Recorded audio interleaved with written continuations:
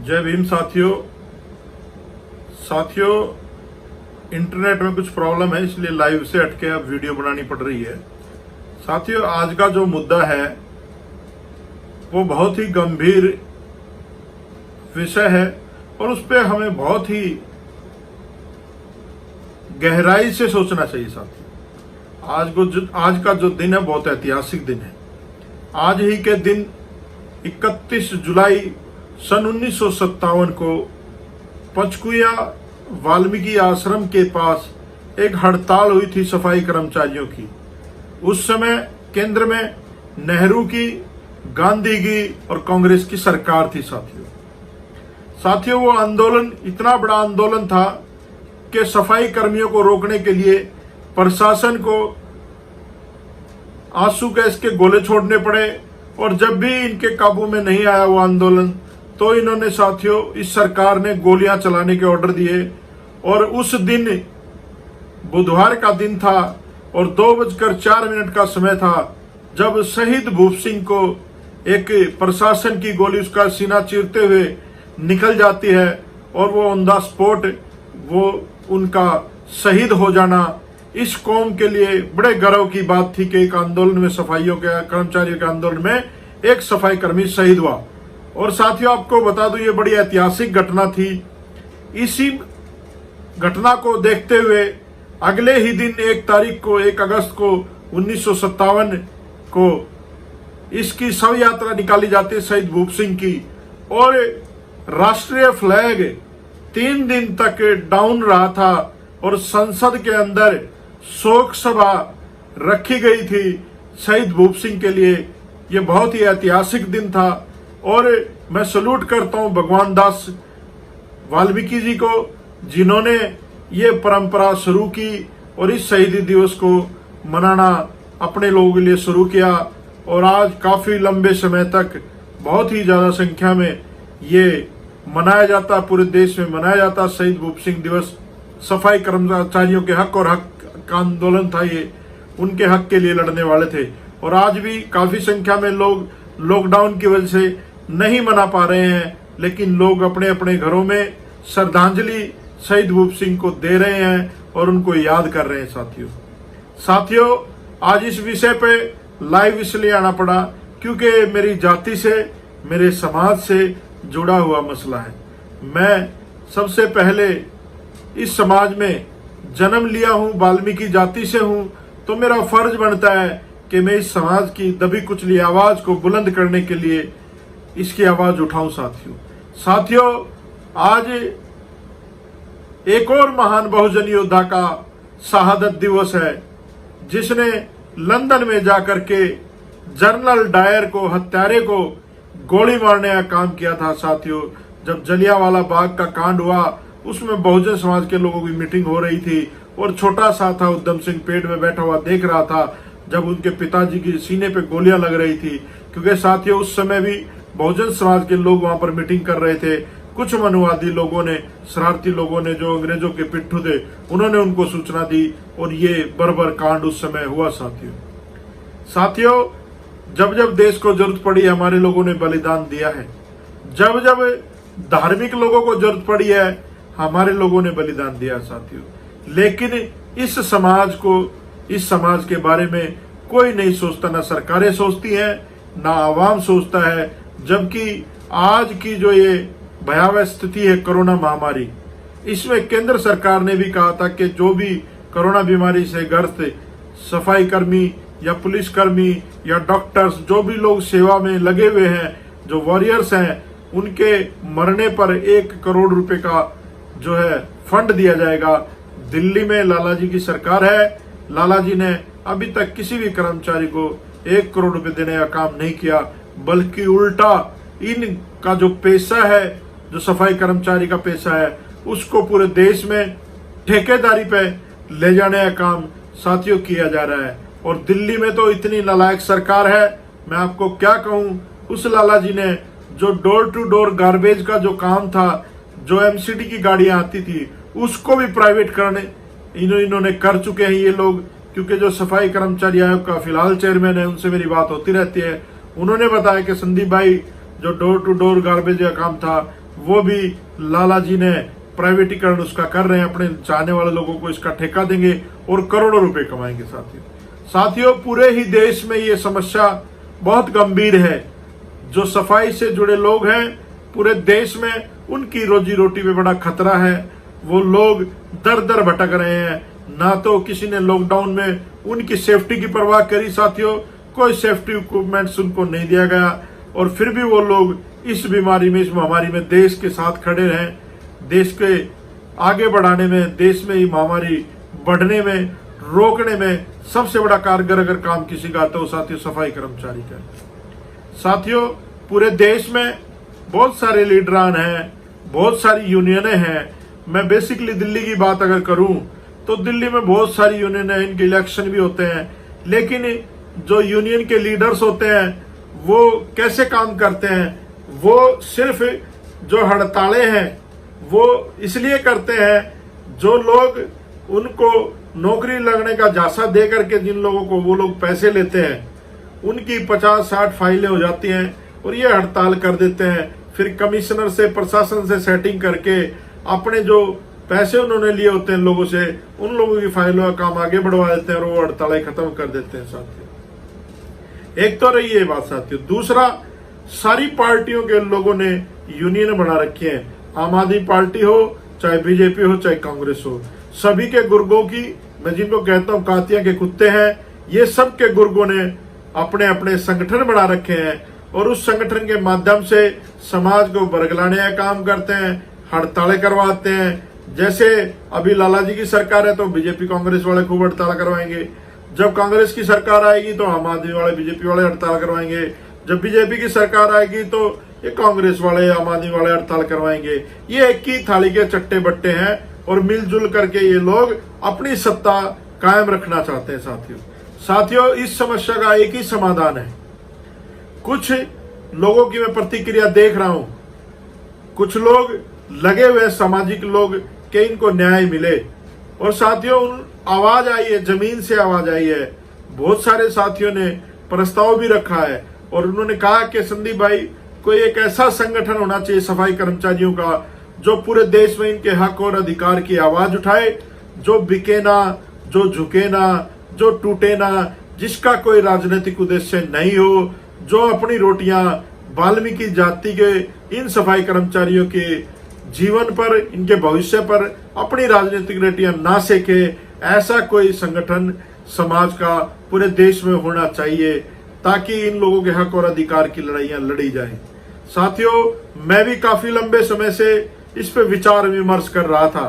साथियों मैंने देखा है, मैं रहा हूं सरकार में, मंत्री भी रहा हूं, पिछली सरकार में विधायक भी रहा हूं। मैंने देखा है हमारे लोगों के खिलाफ किस तरह के षड्यंत्र ये सरकारें करती हैं। उनको समय पर सैलरी ना देना, उनका पेंशन का पैसा ना देना, रिटायरमेंट के टाइम पे उनकी रिटायरमेंट ना देना, और साथ ही उनको वर्षों लग जाते हैं अपने हक और अधिकार के लिए लड़ने के लिए, उनको पाने के लिए। उसके लिए भी साथियों उनको कलरक से लेकर के कमिश्नर तक रिश्वत देनी पड़ती है अपने ही हक और अधिकार के पैसे लेने के लिए। तो साथियों इन सारी समस्याओं को समाधान में रखते हुए मैंने एक निर्णय लिया है, क्योंकि हम लोग पूरे देश में बहुजन समाज की लड़ाई लड़ रहे हैं और मैं ये चाहता हूं कि इस समाज की लड़ाई पढ़े लिखे लोग लड़ें, क्योंकि जो लोग यूनियन बना के बैठे हैं मुझे नहीं लगता कि वो ज्यादा शिक्षित लोग हैं। साक्षर हो सकते हैं लेकिन शिक्षित मुझे नहीं लगता। मुझे ये लगता है कि राम रक्षा के बाद शायद ही कोई ऐसा यूनियन लीडर है जिसने सामाजिक हितों के लिए अपने भविष्य की परवाह ना करी, इंदिरा गांधी जैसी निरंकुश शासक को भी टक्कर दी, जवाहरलाल नेहरू जैसे लोगों को टक्कर दी, जिसका कारण हमारे शहीद भूप सिंह को उस आंदोलन में शहीद होना पड़ा साथियों। और आज इस शहीदी दिवस पर ही मैं साथियों एक संगठन बना रहा हूं जो सफाई कर्मचारियों की लड़ाई लड़ेगा साथियों। और साथियों जो ईमानदार लोग हैं उनका स्वागत है, लेकिन बेईमान लोग भी आएंगे, वो निकल जाएंगे क्योंकि उनकी इच्छा यहां पर पूरी नहीं होगी। तोड़फोड़ मचाने के लिए अपने ही समाज के लोगों को भेजा जाएगा इन राजनीतिक पार्टियों की तरफ से, और हमारे लोगों को, हम लोगों को बदनाम करने का भी पूरा प्रयास किया जाएगा। लेकिन मैं समाज के लोगों से, जो सामाजिक लोग हैं, जो लोग समाज हित में अपना जीवन लगाए हैं, उन लोगों से अपील करता हूं कि वो लोग इस संगठन में ज्यादा से ज्यादा संख्या में बढ़ चढ़ करके हिस्सा लें। साथियों, बड़ा ही सोचने समझने के बाद हमने इस संगठन का नाम रखा है। और साथियों, इसमें सिर्फ सफाई कर्मचारी नहीं, और भी जो लोग मजलूम हैं, मजदूर हैं, उन लोगों के हक और अधिकार की लड़ाई भी हमें लड़नी पड़ी तो हम लोग लड़ेंगे साथियों। और साथियों, ये एक ऐसा नाम है जिसको सुन के आपको अच्छा भी लगेगा और आपको लगेगा कि हाँ, सही में आज कोई सार्थक काम की शुरुआत हुई है। साथियों, इस संगठन का नाम है सफाई मजदूर स्वतंत्र मोर्चा भारत।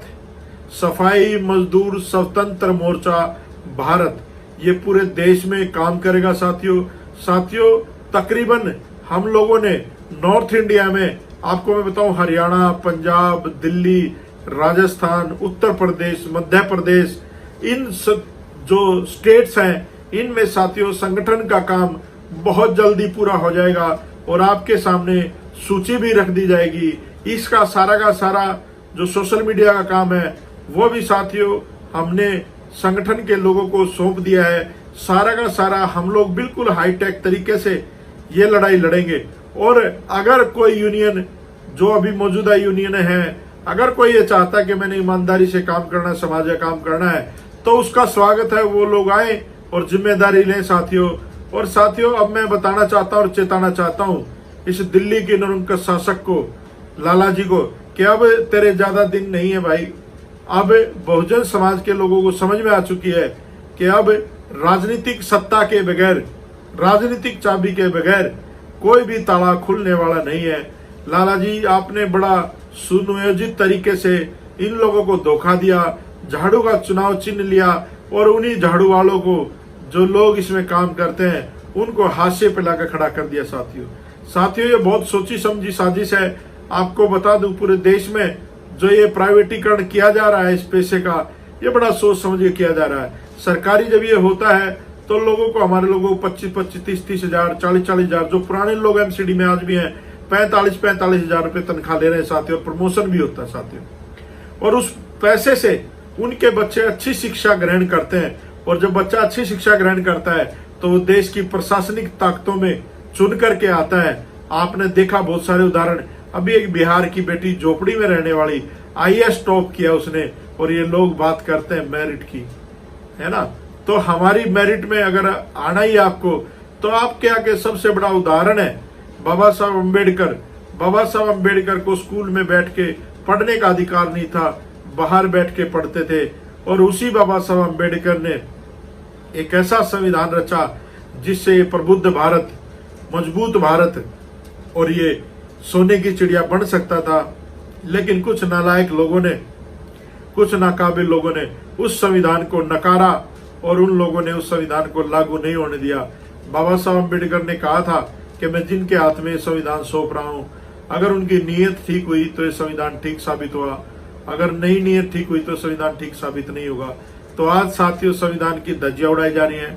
हम सब लोगों को, बहुजन समाज के लोगों को एकत्रित होकर राजनीतिक सत्ता तक पहुंचना है, चाहे उसके लिए हमें जेलों में जाना पड़े, चाहे गोलियां खानी पड़े, चाहे किसी भी तरह का एजिटेशन करना पड़े। और साथियों, आप लोगों से एक और निवेदन करता हूं, हम ये जो संगठन बना रहे हैं और जो लोग जो दूसरे संगठन बना के बैठे हैं, जो राजनीतिक पार्टियों के चमचे हैं, आप लोगों से निवेदन है कि इन चमचों के चमचे बनना छोड़ दें। हम लोग इसमें मेंबरशिप ड्राइव भी चलाएंगे, हर सफाई कर्मचारी को इसका मेंबर बनाएंगे और इस मेंबरशिप में हम लोग आगे जाकर के इसको वोट में कन्वर्ट करेंगे और सफाई कर्मचारियों के हित और अधिकार के लिए जो सफाई कर्मचारी जिसको अध्यक्ष पद पे तय करेगा उसको चुना जाएगा। किसी की मोनोपोली नहीं चलेगी इसमें, ना मेरी चलेगी ना किसी और की चलेगी। जो सफाई कर्मचारियों के हित की बात करेगा उसको सफाई कर्मचारियों का, उसको मजदूरों का, उसको नेता माना जाएगा और वो काम करेगा। साथियों चमचा बनना छोड़ दो। और हम लोग तो चमचे भी नहीं है, हमारे जो लोग नेता हैं वो जो राजनीतिक पार्टियों में बैठे हैं वो अपने हाई कमांडों के, अपनी सुप्रीमो के वो चमचे हैं और हम चमचों के चमचे समाज में घूमते हैं। तो चमचों के चमचों से सावधान साथियों, यह आंदोलन है। जो इस आंदोलन में ईमानदारी से काम करेगा उसका इतिहास में नाम लिखा जाएगा। सोच लेना साथियों, हमेशा इतिहास टकराने वालों का लिखा जाता है, नहीं तो बहाव में, जिस तरफ का बहाव होता है उसमें तो लाशें तैरती हैं। और साथियों, आज हम लोग बाबा साहब अम्बेडकर को अपना आइकन मानते हैं। उन्होंने कभी समझौता नहीं किया।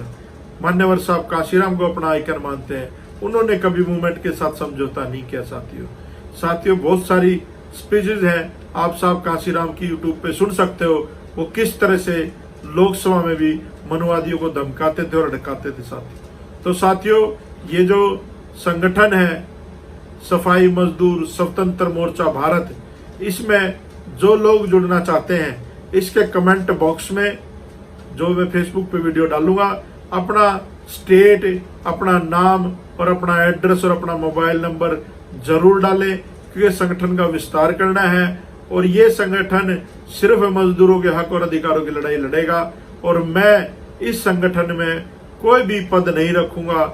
इसके राष्ट्रीय अध्यक्ष भी और स्टेटों के अध्यक्ष भी वो समाज के ही लोग होंगे जो लोग इसको चलाएंगे। मैं तो सिर्फ एक एडवाइजर की तरह, सलाहकार की तरह संगठन के लोगों को समय समय पर आंदोलन के लिए या क्या नीति बनानी है, कैसे चलना है, उसके लिए समय समय पर गाइड करूंगा। साथियों, आप इस संगठन को सोशल और सामाजिक ही रखना है, इसका कभी कोई राजनीतिकरण नहीं होगा। यह संगठन हमेशा समाज की लड़ाई लड़ेगा। आप सभी साथियों से निवेदन है कि ज्यादा से ज्यादा संख्या में इस संगठन से जुड़ने का काम करें। जो भी साथी जिम्मेदारी लेना चाहता है, काम आपको करना पड़ेगा। बिना काम के लोग साथ तो हो सकते हैं, लेकिन जिम्मेदारी जो कार्यकर्ता है वो बनना पड़ेगा। कार्यकर्ता से बड़ा कोई नहीं होता साथियों। और साथियों, हम भी कार्यकर्ता, मैं भी कार्यकर्ता हूँ समाज का।